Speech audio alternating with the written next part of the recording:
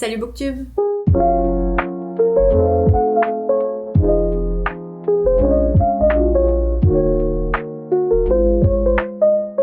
On se retrouve aujourd'hui pour une nouvelle vidéo. J'ai l'impression que ça fait 1000 ans que je vous ai pas parlé comme ça face cam dans une petite vidéo lecture.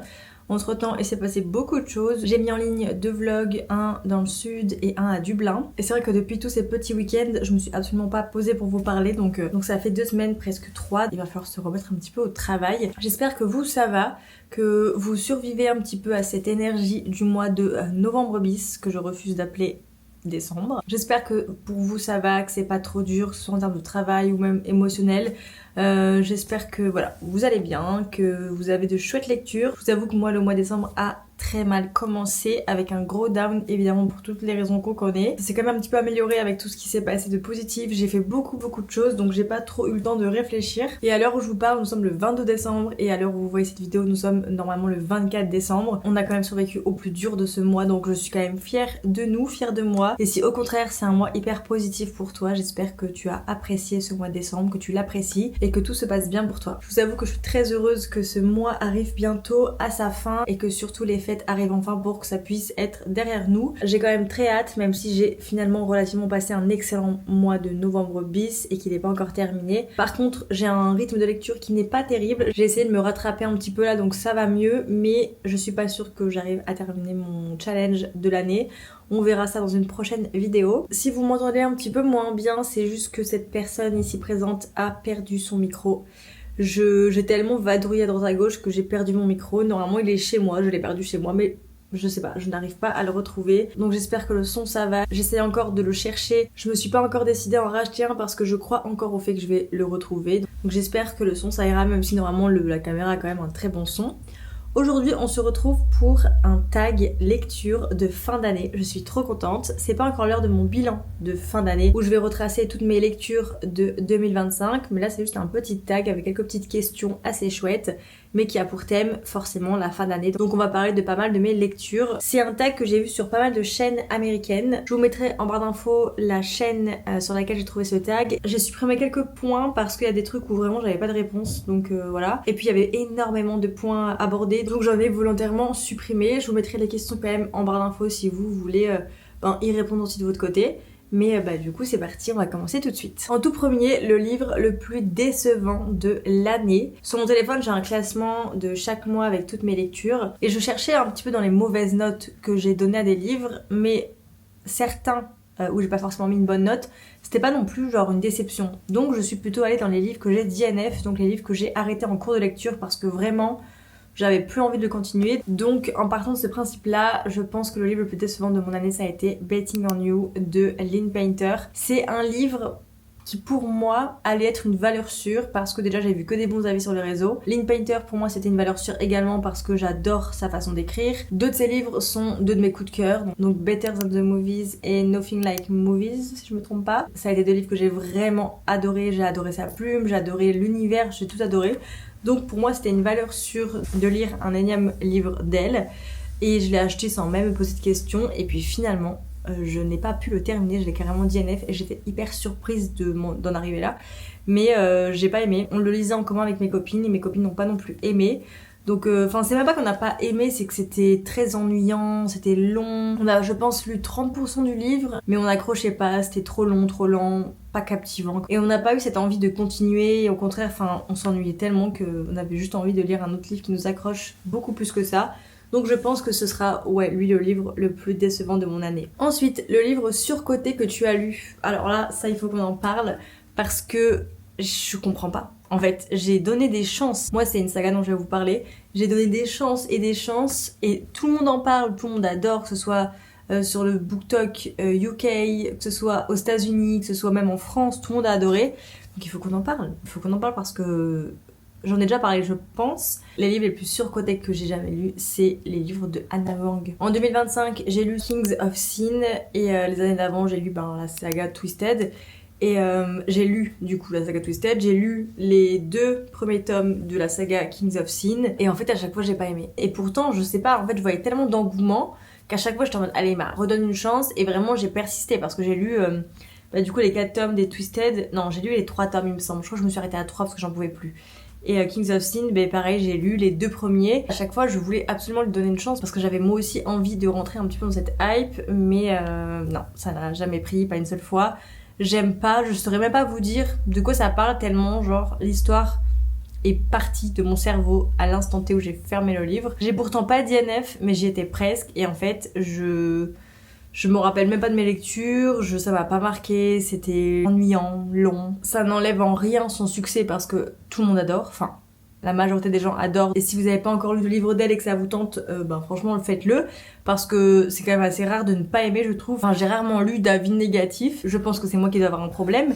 Mais j'avoue que ouais, je trouve que c'est des livres surcotés, je trouve que c'est des sagas surcotées. Enfin, en tout cas dans cette catégorie-là, c'est vraiment ces livres-là qui me sont venus à l'esprit, donc les livres de Anna Wang. Ensuite, un livre qui t'a surprise, ça va être le webtoon L'Or Olympus de Rachel Smith. C'est une lecture, je pense, qui me surprendra toujours parce qu'on m'en a parlé, mais parlé constamment et de plein de personnes différentes. Jusqu'à même une meuf qui est venue acheter un meuble chez moi qui a vu ma bibliothèque et qui m'a parlé de ce livre. Enfin, je sais pas comment expliquer, mais c'est un livre qui revenait un peu souvent comme ça à mes oreilles, que ce soit même sous mes vidéos YouTube ou même des copines, enfin peu importe, on m'en a souvent beaucoup parlé.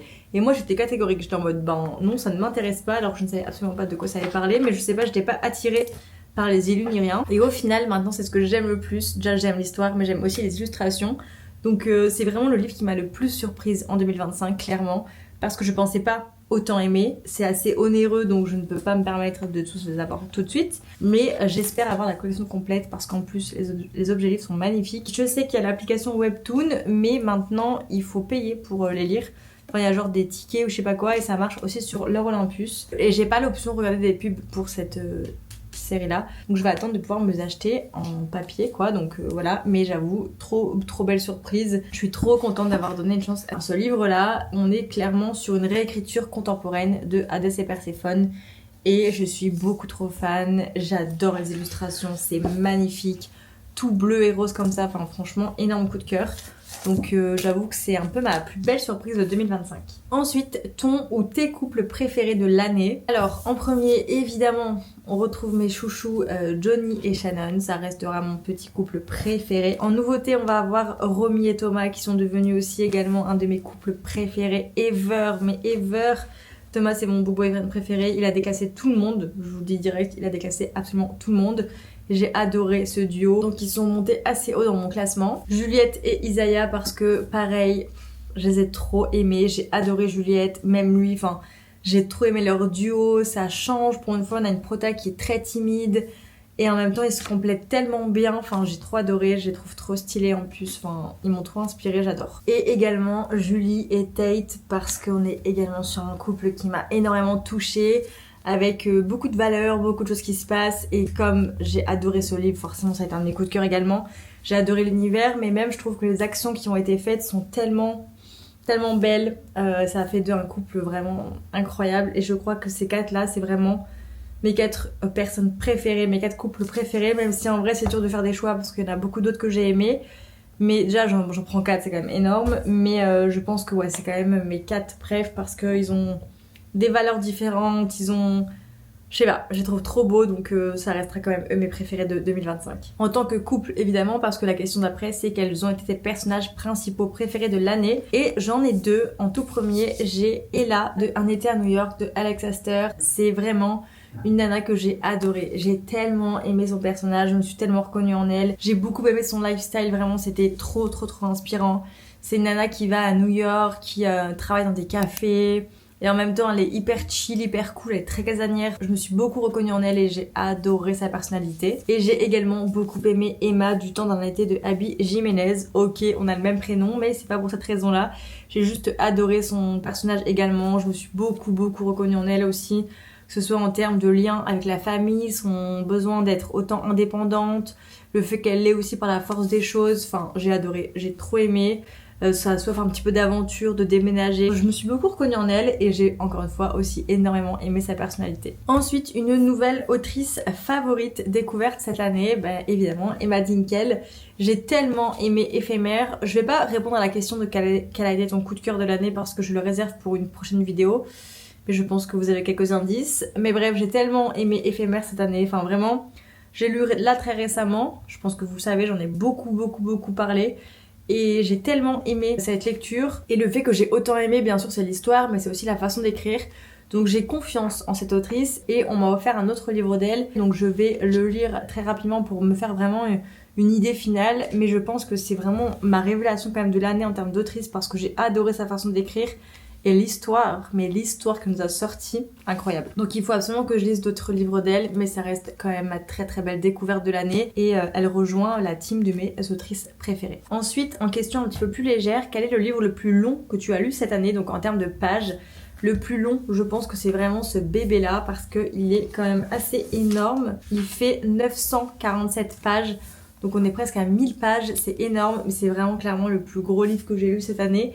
Et ensuite la question d'après c'est quel est le livre le plus court que tu as lu? Ben évidemment ce sera un essai et c'est celui-là, il fait 77 pages, donc c'est Moi les hommes je les déteste de Pauline Armange. Un excellent essai si jamais ça vous intéresse, mais du coup ouais, c'est le livre le plus court que j'ai lu. Ensuite, quelle a été ta couverture préférée de l'année? J'en ai eu pas mal que j'ai adoré, il y a eu énormément de très beaux livres, mais j'en ai 3 qui me, je sais pas, qui m'ont plus marqué que certaines et auquel je pense beaucoup quand on parle de belles couvertures. Donc en tout premier évidemment Falling Like a Leaves de Misty Wilson. Je pense que vous la montrer ça vaut 1000 mots. Elle est juste magnifique, j'adore la DA. C'est tellement l'automne et il me rappelle tellement cet automne que je viens de passer qui était trop bien, donc voilà, j'aime beaucoup. Ensuite j'aime aussi également beaucoup cette couverture là. Donc on est sur une couverture un petit peu différente, mais j'aime beaucoup la DA. J'aime beaucoup trop les détails sur le parapluie comme ça de Londres, enfin magnifique, les petites docks, trop belles. Et j'aime aussi énormément la couverture du Bingsu Café. J'adore, franchement je pense que pareil la couverture vaut 1000 mots, mais regardez-moi ça, enfin elle est juste magnifique, j'aime tellement les couleurs, la DA, enfin l'illustration est vraiment magnifique. Il y a évidemment eu d'autres couvertures qui m'ont énormément plu, mais ça reste quand même mes 3 coups de cœur. Ensuite, un livre auquel tu penses encore, Éphémère de Emma Dinkel. J'y pense encore évidemment, j'y pense encore et je dirais même, enfin je pense que ça m'a rendu un petit peu plus difficile parce que ce mois de décembre a été un peu mitigé en termes de lecture. J'ai du mal à donner de bonnes notes à des livres en ce moment. Je sais pas si c'est juste le mood ou peut-être que je lis juste des livres qui me plaisent pas, mais je pense que ça m'a rendu un petit peu plus difficile avec les autres. Du coup je pense encore beaucoup à lui et également je pense encore beaucoup à Wild Rose de Émilie Parizeau. C'est un livre que j'ai terminé à Dublin et j'ai adoré. C'est un 5 étoiles, c'est un sans faute, j'ai vraiment adoré, on est proche du coup de cœur, vraiment. C'est un livre qui te transporte complètement, j'ai adoré, je me suis absolument pas ennuyée, il se passe énormément de choses, on est vraiment plongé dans une DA complètement différente, on est dans un manoir, on travaille avec eux, il y a plein de trucs qui sont mis en place, enfin je sais pas, j'ai vraiment trop aimé, j'ai adoré les personnages, j'ai adoré l'espèce d'enquête en parallèle, c'était trop intéressant. Et en même temps, j'ai vraiment beaucoup aimé les personnages. Donc j'avoue que je l'ai terminé récemment, mais j'y pense encore beaucoup. Ensuite, quelle a été ta citation de livre préférée de l'année? J'en ai également eu 1000, mais il y en a une qui m'a un petit peu plus marqué que d'autres quand je relis un peu les citations que j'ai retenues. C'est celle du temps d'un été, parce qu'encore une fois c'est un livre qui m'a beaucoup parlé par rapport à tout ce qui est famille, etc. Et dedans il y a eu cette citation qui dit « La maison, ce n'est pas forcément 4 murs et un toit, c'est aussi parfois quelqu'un. » Et j'ai adoré parce que moi cette espèce de maison, enfin ça a été longtemps un problème pour moi parce que j'ai beaucoup déménagé, j'ai pas de réel chez moi où me réfugier si c'est pas quoi que ce soit. Donc ça a été longtemps un sujet pour moi, maintenant beaucoup moins parce que mon appartement a duré plus d'1 an. Là ça fait genre 2-3 ans que je suis ici donc je me sens vraiment chez moi. Et puis surtout je suis avec quelqu'un que j'aime profondément et qui est pour moi ma maison en fait. Donc peu importe où je serai tant que je suis avec lui en fait j'ai vraiment ce sentiment de maison en vrai, donc c'est pour ça que ça m'a beaucoup parlé parce que ce mot maison a un sens particulier pour moi et du coup le fait que cette phrase là sorte ça m'a énormément parlé, donc je pense que c'est propre à moi hein, vraiment. Il y a forcément eu d'autres citations beaucoup plus belles, mais elle m'a vraiment marqué. Ensuite, le livre au concept le plus original que tu as lu. J'ai pas vraiment lu de livre avec un concept particulier, mais je peux noter une différence avec celui-ci, donc Noël au Café des Oracles, parce qu'ici il y a eu une petite différence. À chaque début de chapitre, on avait une carte d'oracle avec une petite signification par rapport à la carte, et en fait ça donnait l'énergie du chapitre. et un peu comme si on avait fait un tirage, qu'on avait du coup une carte avec la signification et qu'on vivait le moment.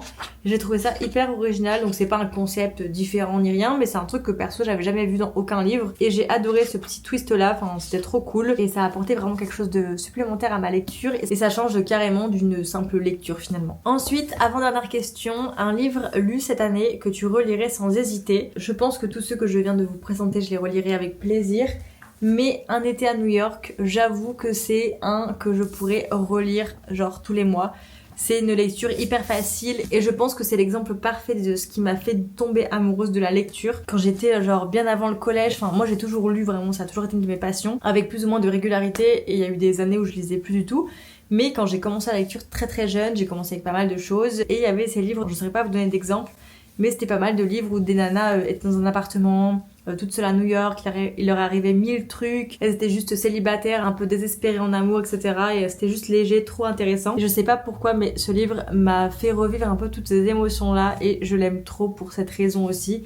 J'ai adoré l'histoire, j'ai adoré les personnages, mais vraiment tous les détails m'ont trop fait ressentir ce que je ressentais avant. Donc pour cette raison-là, je pense que c'est le grand gagnant de cette catégorie. Je pense que je pourrais le relire constamment. On va terminer avec la dernière question. Ce que tu veux prioriser dans tes lectures en 2026. En vrai, je pense que cette année, je l'ai quand même déjà beaucoup fait, mais je veux pas me forcer. Bon, je pense que vous l'avez compris, je me force très rarement. Mais c'est vrai que DNF un livre, ça peut être un peu compliqué pour moi. Genre, vraiment prendre la décision d'arrêter ma lecture en cours, ça peut être un peu compliqué parce que j'ai envie de lui donner une chance. Donc j'avoue que DNF un livre, c'était très compliqué pour moi, mais maintenant, vu que j'en reçois beaucoup, vu que j'en ai encore quand même beaucoup à lire, j'ai pas envie de perdre mon temps avec un livre qui me fait rien ressentir. J'ai vraiment envie de prioriser ce que je ressens et de ne pas avoir peur d'arrêter ma lecture en cours si en fait je ressens rien et c'est ok. Parce que je me connais quand même suffisamment maintenant, j'ai quand même lu beaucoup de livres. Là, en 2 ans, j'ai lu presque 200 livres, donc c'est quand même énorme. Je pense que je me connais quand même encore beaucoup mieux qu'avant en termes de lectrice. Donc je pense qu'il faut que je me fasse confiance et que je n'ai pas peur de DNF un livre, c'est ok. Ça fait pas de lui un livre mauvais, c'est juste que je ne ressens rien. Et j'ai envie de prioriser des moments lecture agréables et pas me forcer à lire. Donc en vrai ça va beaucoup mieux en fin d'année, j'ai plus peur de DNF et c'est grave ok. Et en fait j'ai aucun regret parce que maintenant quand je pense aux livres que j'ai arrêté de lire, mais j'ai aucun regret. Donc en fait c'est que c'était la bonne décision et le bon truc à faire. Même s'il y a eu des livres que j'ai pas aimé à 70% et genre les derniers pourcentages c'était genre excellent. Donc c'est pour ça que j'ai peur à chaque fois d'arrêter ma lecture. La lecture c'est ma passion, c'est mon moment de bonheur ultime, donc j'ai envie de garder ça. Donc je pense que ouais, ce que j'ai envie de prioriser c'est ça, donc ne pas avoir peur de DNF. Lire un petit peu plus de manga, enfin vraiment en lire chaque mois, c'est ce que j'ai commencé à faire en début d'année, j'ai complètement arrêté. J'ai repris un peu cette année et là un petit peu en fin d'année, mais c'est vrai que j'ai pas trop été régulière. C'est pour ça qu'il y a pas mal de choses qui vont changer cette année aussi en termes de comptage de livres, etc. Enfin tout ça je vous en reparlerai dans une autre vidéo. Mais j'ai vraiment envie de faire un petit peu plus de place au shoujo, donc voilà. On verra un petit peu tout ça en 2026. Mais voilà pour tout ce que j'ai envie un petit peu de prioriser, sachant que je suis déjà très contente de mon rythme de lecture. Je suis hyper contente de mes lectures. Je pense que je suis sur de très bonnes bases, donc autant garder ça et juste améliorer un tout petit peu ces petits trucs que je viens de vous dire, mais sinon c'est déjà, je pense, excellent comme ça. Donc voilà, j'espère que ce petit tag vous aura plu. N'hésitez pas vous aussi à y répondre pour vous-même ou même en commentaire si vous avez envie de jouer le jeu. Prenez soin de vous, je vous souhaite d'excellentes lectures, je vous souhaite une excellente semaine. Pour celles concernées pour qui cette période n'est absolument pas facile, encore une fois, je vous envoie tout mon amour. On est ensemble et surtout on est forte, on y arrive depuis tant d'années, donc c'est pas cette année-là qui va nous écrouler. On va y arriver, ça va le faire, je vous envoie tout mon amour, je pense super fort à vous. Si vous êtes seul pour les fêtes, c'est carrément ok, profitez, allez vous chercher un truc trop cool à manger, regardez-vous un bête de film. Il y a La Femme de ménage qui sort au cinéma, donc c'est peut-être l'occasion de se faire un petit solo date au cinéma. Mais en tout cas, prenez surtout soin de vous, je vous envoie tout mon amour encore une fois. Je vous souhaite de très très belles lectures, malgré tout une très très belle semaine et on se retrouve très très vite pour une nouvelle vidéo.